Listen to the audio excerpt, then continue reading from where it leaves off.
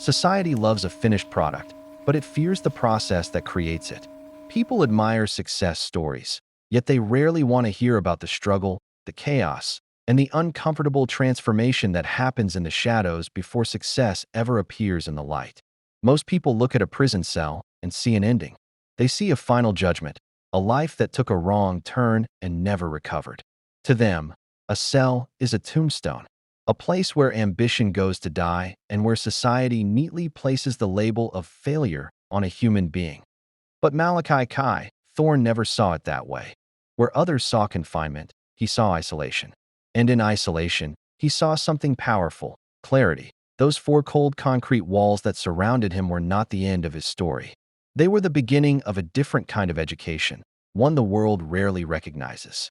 The truth is, before Kai Thorne ever sat in a boardroom shaping youth policy across continents, before his name was spoken in conferences and reform panels, before investors and governments started listening to his ideas about transforming education, he was just another inmate in a system designed to make people invisible. He had an ID number, a thin mattress, a steel toilet, and a future the world had already decided for him. When those heavy iron doors slammed shut behind him for the first time, the message from society was clear: you are finished, your story is over. But the world underestimated something about Malakai Thorne. They assumed he would spend his time the way most prisoners did, counting days, staring at walls, surviving each moment until freedom eventually returned. Instead, Kai began studying. Not textbooks at first, but the system itself. He studied the patterns of behavior inside the prison yard. He watched how power formed in invisible structures among inmates. He observed how people adapted to pressure, scarcity, and constant tension. What he realized slowly changed the direction of his life. The traits society labeled as criminal instincts were actually something else entirely. They were survival skills, and survival skills, in the right environment, could become leadership tools. While the world outside saw a man serving time, Kai was quietly building something different: perspective. In that 6 by 9 foot cell, something shifted in his thinking. The noise of the outside world disappeared, and for the first time in his life, he was forced to confront the deeper question that most people avoid: how did I get here? The more he reflected, the more he began to see that his story wasn't just his own. It was part of a much larger system, one that had been quietly producing thousands of young men like him for decades. Young people who were intelligent, resilient, and capable, but whose talents had been directed toward survival instead of innovation. The world called them at-risk youth. But Kai saw something else: untapped potential. Inside prison, survival demanded skills that no traditional classroom could teach. Every day required sharp awareness, emotional control, and strategic thinking. A careless word could start a conflict. A misunderstood signal could escalate tension. You had to read people instantly. You had to understand motives before they were spoken.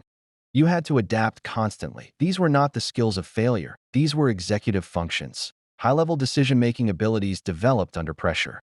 And slowly, Kai began to understand something that would eventually become the foundation of his global mission. The system wasn't just failing young people. It was mislabeling them. The same instincts that made someone survive in a harsh environment could, if redirected, make them powerful leaders. While other inmates waited for their sentences to pass, Kai treated every day like research. He began analyzing how educational systems outside prison had failed the very communities they claimed to serve. Why were so many intelligent young people falling into the same pipeline? Why did schools struggle to connect with the students who needed them the most? Why were survival instincts treated as problems instead of strengths? These questions became the beginning of a new blueprint.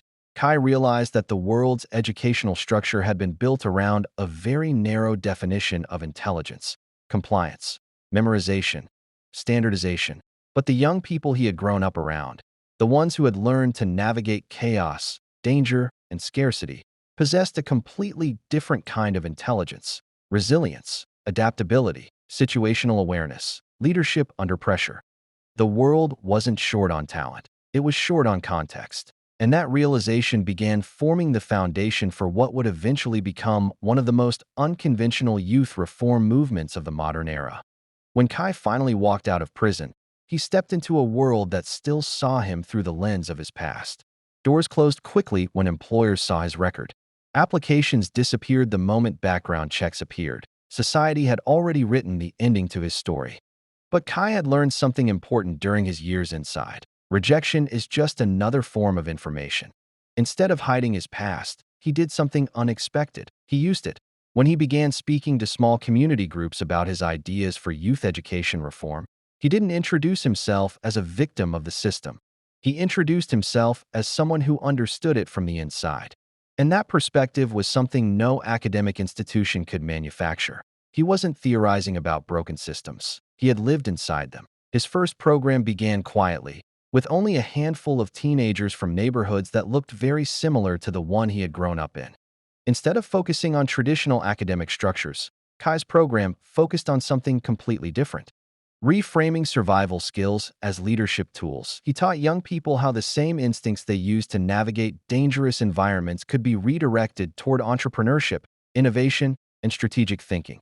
Conflict resolution became negotiation training. Street awareness became situational leadership. Resourcefulness became business strategy. At first, the idea sounded radical, but the results were undeniable. Students who had struggled in traditional classrooms suddenly began thriving in this new environment. Graduation rates increased. Youth crime in participating neighborhoods began dropping. For the first time, communities began seeing young people not as problems to manage, but as leaders in training. The program expanded. Investors began paying attention. Organizations that had once ignored Kai now began inviting him to speak. And slowly, the narrative around his life changed. He was no longer introduced as a former prisoner. He became known as the architect of a new educational framework, one that bridged the gap between the realities of the streets and the opportunities of global leadership. By the mid-2020s, Kai's initiative had evolved into a network of youth leadership hubs operating across multiple countries. Technology became a powerful ally in scaling the mission. Decentralized learning platforms allowed young people from different continents to connect and collaborate. Artificial intelligence tools matched mentors with students who shared similar life experiences. A teenager in London could exchange ideas with a young entrepreneur in Nairobi, both working from the same leadership principles developed from Kai's original blueprint. The movement was no longer just about one man's redemption. It had become a global shift in how society viewed potential. But scaling the mission brought its own challenges. Maintaining authenticity while working with international organizations required constant focus. Kai refused to allow the movement to become another institutional program detached from the realities it was meant to serve. Every leadership hub remained grounded in the same principle that had shaped the first pilot group. Real experience matters. The most powerful mentors were not those who had studied hardship in textbooks. They were the ones who had lived through it. And that authenticity became the movement's greatest strength. Over time, governments began studying the model. Educational policy makers started asking difficult questions about why traditional systems had struggled for so long to reach the same results. The answer, Kai believed, was simple. For too long, society had been trying to fix people instead of understanding them. What looked like rebellion was often just misunderstood intelligence. What looked like defiance was often leadership without direction. What looked like failure was often potential waiting for the right environment. Today, Malakai Thorne stands in spaces that once would have been impossible for someone with his past. Global conferences, policy panels, strategic advisory boards. But he never forgets where the blueprint began. In a small prison cell, with nothing but time, reflection, and a decision to see possibility where others saw limitation. His journey isn't just about personal redemption. It's about redefining the meaning of leadership in a world that desperately needs new perspectives. Because the truth is, many people are living inside prisons of their own making. Sometimes those prisons are physical. Sometimes they are jobs that drain purpose. Sometimes they are past mistakes that refuse to let go. But Kai's story offers a different perspective. The walls around you may not be barriers. They may be the foundation of the empire you are about to build. The same intensity that once pushed you toward mistakes can also push you toward greatness. The same resilience that helped you survive hardship can help you lead transformation. The world doesn't just need more experts. It needs more survivors who learn how to turn their scars into strategy. Malakai Thorne's journey proves something powerful. A criminal record is not the end of a story. It can be the beginning of a completely different one. And sometimes the greatest leaders are not the ones who followed the straight path. They are the ones who walked through the fire, studied the flames, and came out carrying the blueprint for something better. Your past is not an anchor. It is an engine. And the moment you decide that your sentence, whatever form it takes, is over, your real mission begins. Don't forget to subscribe to my channel and drop a comment for more stories. Thanks for watching.